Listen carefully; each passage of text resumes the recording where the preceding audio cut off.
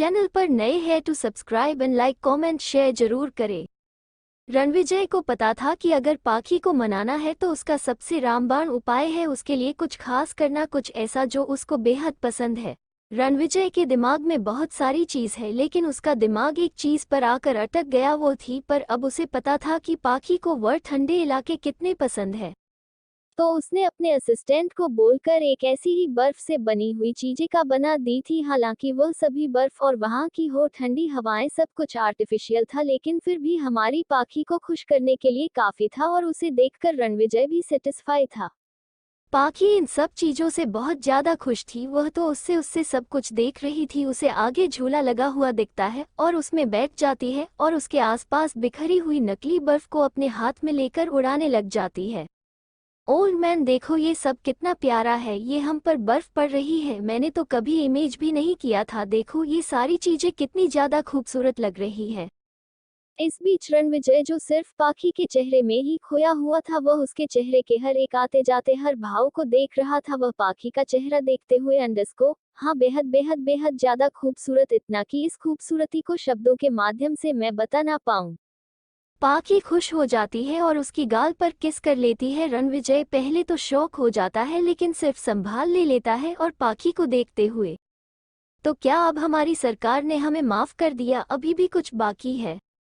पाखी कुछ देर तक कुछ सोचती है और फिर इसकी दिमाग सिंड्रेला की कहानियां आती है। वह रणविजय की और अपनी चमकती हुई आंखों से देखती है। पाखी की चमकती आंखें मतलब किसी ना किसी के लिए मुसीबत, दिन बिजी आने वाले अनजान मुसीबत के लिए इनविटेशन था। नहीं, ओल्ड मैन को पाखी ने माफ नहीं किया है, आपको थोड़ा और एफर्ट करना, मेरी माफी चाहिए तो उनको एक और काम करना होगा। रणविजय को इस चीज की उम्मीद थी। वह हमें अपना सिर हिलाते हुए अंडरस्को अच्छा तो बताइए अब हमको क्या करना होगा? पाखी फिर से अपनी मासूमियत का चमक बिखेरते हुए अंडरस्को मुझे सिंड्रेला बनना है और आपको मेरा बीस्ट। रणविजय की आंखें बड़ी हो जाती है और उसका दिमाग तो कहीं और ही दौड़ने लग जाता है।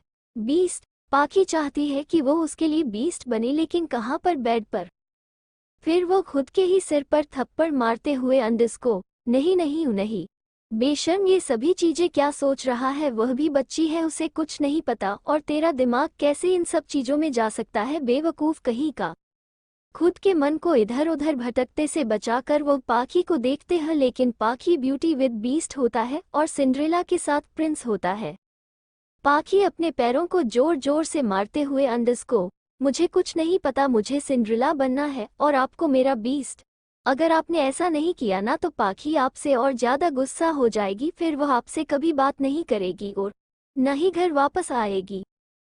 रणविजय की आंखें छोटी हो जाती है लेकिन वो कर ही कह सकता था। वो बस अपनी अजीब थी आंखों से अपने फोन को बाहर निकालता है और अपने असिस्टेंट, जो कि यह सारी तैयारियां कर कर अपने वीकेंड का आनंद ले रहा था, अपने घर में सोकर उसको कॉल कर देता है। उसका असिस्टेंट आज ही नींद में ही फोन उठाता है तो रणविजय उससे अपनी कोल्ड आवाज में मुझे अगले 20 मिनट में सिंड्रेला और बीस्ट की ड्रेसेस चाहिए, अगर नहीं कर पाए तो तुम्हारा रेजिग्नेशन लेटर, ये बोलकर को कॉल कट कर देता है। वही बेचारे असिस्टेंट, उसके अच्छे से को पहले तो कुछ समझ नहीं आया लेकिन जब आया तो वो जोर से चिल्लाता है और अपने बाल नोचने हुए, क्या इस मशीन को छुट्टी का मतलब नहीं पता? अरे यार आज वीकेंड है, हाँ आज तो मुझे सोने दो, वरना तो वर्किंग डेज में भी मुझसे खराब कराते हो और वह भी बिल्कुल गधों के जैसे, कभी यह करो तो कभी वो करो, अब मैं क्या करूं? सर करना तो होगा चाहे मैं चाहूं चाहे ना, वरना मेरा ये खड़ूस सबो सच में मुझे नौकरी से निकाल देगा।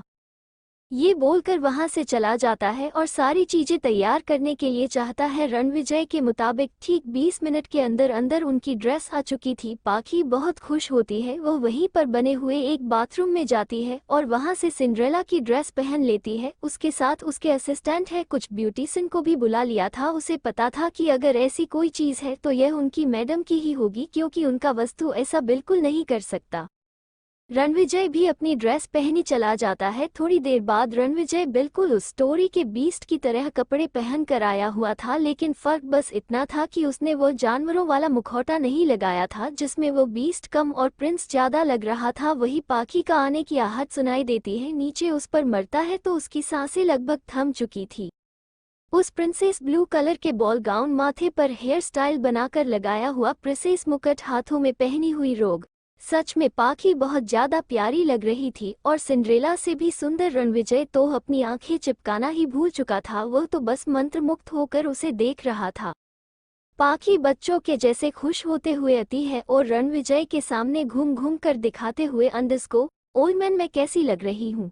बिल्कुल लग रही हूँ ना सिंड्रेला के जैसे। ये बोलकर वो फिर से उसको अपने गाउन इधर उधर हिलाकर दिखाने लग जाती है, जिसमें बहुत ही ज्यादा प्यारी और बिल्कुल किसी मासूम सी बच्ची की तरह लग रही थी। रणविजय जी के चेहरे पर मुस्कान आ जाती है।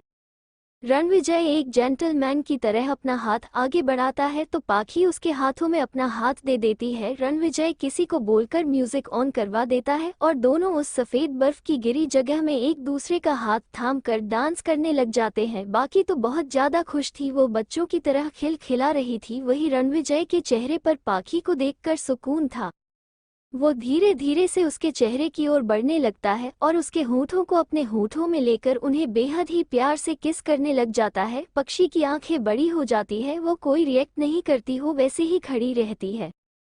वहीं दूसरी ओर शेखर एक क्लब में आया हुआ था, उसके साथ रौनक मानी भी थे। वो सभी प्राइवेट एरिया में बैठे गप्पे लड़ा रहे था, जा बोलू शेखर का मजाक बना रहे थे।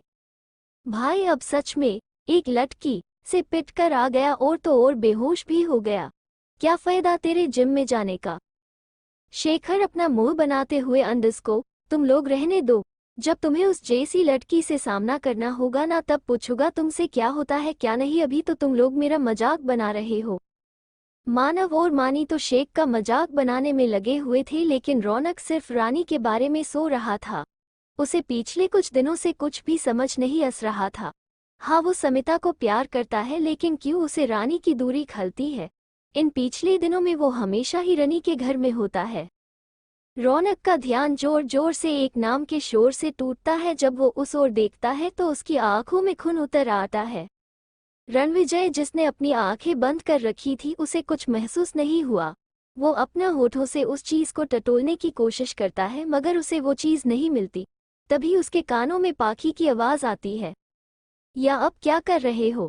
अपनी आंखें खोलिए, क्या आप जागते हुए ही सो गए हो?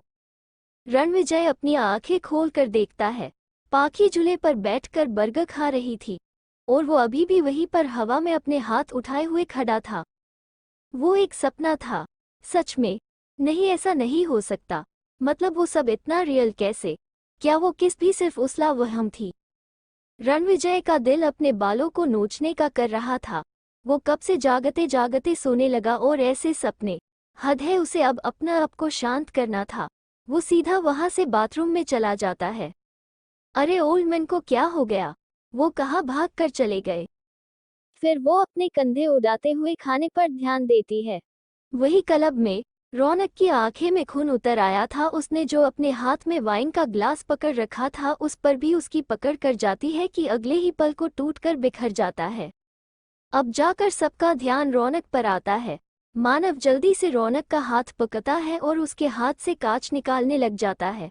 वो अपने रुमाल से उसके जख्म को साफ करते हुए, पागल हो गए हो क्या? ये क्या हरकत है? खुद को चोट पहुंचा ली और इतनी जोर से पकड़ने की क्या जरूरत थी? लेकिन रौनक को इस समय कुछ दिखाई नहीं दे रहा था। दिखाई दे रहा था तो सामने का सीन जहां पर रानी थी। हाँ, उसकी बीवी के सामने एक लड़का रिंग लेकर बैठा हुआ था, प्रपोज करने की स्टाइल में। उसकी रानी को, उसकी पत्नी को जिसने कहीं ना कहीं अपने दिल में जगह देने लगा है, उसके सामने एक लड़का उसी की बीवी को प्रपोज करने की हिम्मत कर रहा है। ये भला उससे कहाँ ही बर्दाश्त होता। रौनक मानव से अपने हाथ को छुड़ाता है और वहां आ जाता है। वो उस लड़के का कॉलर को पकड़ता है और बिना सोचे समझे एक जोरदार मुक्का इसके मुंह पर मार देता है। तुम्हारी हिम्मत कैसे हुई? तुमने सोचा भी कैसे? तू मेरी रानी को प्रपोज करेगा? तुम्हारे इस छोटे से दिमाग में ये तो आया कैसे कि वो तुम्हारी हो सकती है? नहीं, वो तुम्हारी नहीं है, सिर्फ मेरी है। वो सिर्फ मुझे बिलोंग करती है। वो लड़का उसको खुद से दूर धक्का देता है और अपने मुंह से खून को थूकते हुए अंडस को, आप हो कौन और आपकी हिम्मत कैसे हुई मुझे इस तरह से मारने की? जानते हो मैं कौन हूँ? रौनक उसको काला फिर से पकड़ते हुए, अंडस को, मुझे ना तो पता है और ना ही मैं जाने में कोई इंटरेस्ट। तुम कौन हो, कहाँ से हो? मुझे बस इतना पता है कि तुम लाइन मारने की कोशिश कर रही हो। फिर तुम्हारी जिंदगी की सबसे बड़ी गलती है, इसे मैं बर्दाश्त नहीं करूंगा। वो लटका उसे फिर से खुद से दूर करते हुए अंडस्को, आखिर आपको क्या और क्यों बार बार हमारे मामले में बोल रहे थे? जब रानी ने मुझे कुछ नहीं बोला तो फिर आप कौन होते हो हमारे बीच में बोलने वाले? तुम्हारा नहीं है, ये हमारा है। रानी के साथ खुद को पैर करने की कोशिश मत करना, वरना जीना क्या मौत भी बदतर बना दूंगा, इतनी कि तुम सोच नहीं सकते। और तुम्हें जानना है ना कि मैं क्यों रानी के मामले में बोल रहा हूँ? तो सुनो, मेरी बीवी हेमरी, एक था कि हम दोनों इस रिश्ते में हैं और जाना है तुम्हें और सबूत चाहिए। हमारा रिश्ता आज का नहीं, 1 साल से है। 1 साल से हम दोनों एक दूसरे के हमसफर है। रौनक रांझ के पास आता है और उसके माथे पर किस कर लेता है, जिससे रानी की आंखें बंद हो जाती है। रौनक उसको ओना खून से भरे हाथ से पकता है और अपने सीने से लगाते हुए, करने को तो मैं इसकी होठों पर किस कर सकता था, लेकिन मैं अपने प्यार को मैं तुम्हें साबित करने के यूं भरी महफिल में बदनाम नहीं कर सकता, इसीलिए मुझे फालतू की उकसाने की कोशिश मत करना, वरना मुझसे बुरा कोई नहीं होगा। तुम मेरी को साइड देखोगे जो तुमने कभी नहीं देखी। ये बोलकर वहां से उसे लेकर चला जाता है। वही शेखर का ध्यान भी सुमन पर जाता है, जो पूरी तरह से टल्ली हो चुकी थी। वह भी गुस्से में उस लड़के को देखते हुए सुमन का हाथ पकड़ता है, अब उसे सीधा अपनी गोद में उठाकर, अच्छी किस्मत वाले हो जो बच गए, वरना तो मैं तुम्हें कभी नहीं छोड़ता। डॉलर। वो चारों तो वहां से चले जाते हैं, लेकिन वहां एक लड़की जो पूरी तरह से नशे में टुन थी, वो उन्हें देखते हुए, अरे अरे कहाँ जा रहे हो? ये सबका पैसा कौन देगा? यार तुम लोग तो मुझे पार्टी कराने लेकर आए थे, मेरे पास तो एक फुटी कौड़ी नहीं है। कितने जालिम लोग हैं यहाँ पर। ये बोलकर वो अपने आस पास देखती है, लेकिन उसे कोई आवाज की किरण नहीं दिखती सिवाय एक हैंडसम से आदमी के। वो लड़की उस लड़के के पास जाती है और उसकी बाहों में खुद को चोकते हुए अंडस्को, हे हैंडसम, तुम्हारे साथी मेरी बहनों को ले गए तो अब तुम्हारी जिम्मेदारी है मुझे भी लेकर जाने की। चलो मुझे लेकर चलो, और हाँ प्लीज बिल पे कर देना। ये कोई और नहीं मानव था, जो कि हैरानी से अपने गले पड़ी लड़की को देख रहा था। मतलब हद हो तो है। वो उसे खुद से दूर करने की कोशिश करता है, लेकिन वो तो किसी जोक के जैसे उससे चिपक चुकी थी, जो अब उसका खून पिए बिना नहीं जाने वाली थी। मानव अपनी मदद के लिए मानी को देखता है, जो पहले से ही वहां से रफू चक्कर हो गया था। मानव गुस्सा करते हुए अंडस को, कैसा भाई है मेरा, जब भी जरूरत होती है तभी ये गायब हो जाता है। घर आ बेटा, फिर बताता हूँ, लेकिन पहले इस मुसीबत से निपट लूं। ये बोलकर वो गार्ड को इशारा करता है। उसका गार्ड उसकी बात को समझ जाता है और बिल पे कर देता है। वही मानव उसे उठाकर अपने घर की ओर चल पड़ता है। शेखावत विला में पाखी ने रणविजय को माफ कर दिया था और फिर उसी समय उसको शेखावत विला लाने को बोल दिया था। अब वो कैसे मना करता, वो उसको लेकर आ गया था। पाखी अब उसके ऊपर किसी बंदर के बच्चे के जैसे सो रही थी और रणविजय उसके बालों में हाथ फिरा रहा था। तुम जब चली गई थी मुझे बिना बताए, मुझे बहुत अजीब लगा। ये जिस पर तुम अपना सिर रख कर सोई हो, उसमें एक अजीब सी चुभन महसूस हुई थी।